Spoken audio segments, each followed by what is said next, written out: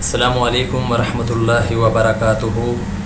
اعوذ باللہ من الشیطان الرجیم، بسم اللہ الرحمن الرحیم۔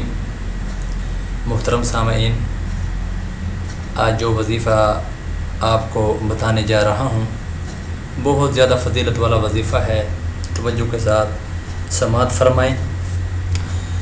ایک صحابی نے نبی کریم صلی اللہ علیہ وآلہ وسلم سے عرض کی،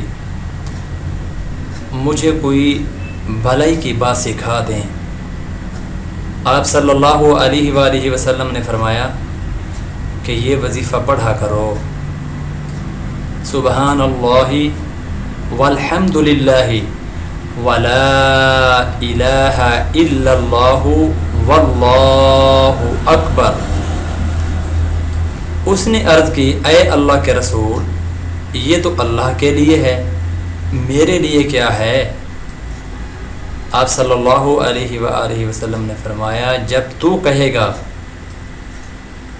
سبحان اللہ الحمد للہ لا الہ الا اللہ اللہ اکبر، اللہ تعالیٰ فرمائے گا تو نے سچ کہا۔ اور جب تو کہے گا اللہم اغفر لی اللہم اغفر لی، اے اللہ مجھے معاف کر دے، اللہم ارحمنی اللہم ارحمنی، اے اللہ مجھ پہ رحم فرما، اللہم ارزقنی اللہم ارزقنی، اے اللہ مجھے رزق عطا فرما۔ اللہ تعالیٰ فرمائے گا میں نے یہ سب کچھ جو تجھے عطا کر دیا۔ سلسلہ احادیث صحیحہ، حدیث نمبر 3336۔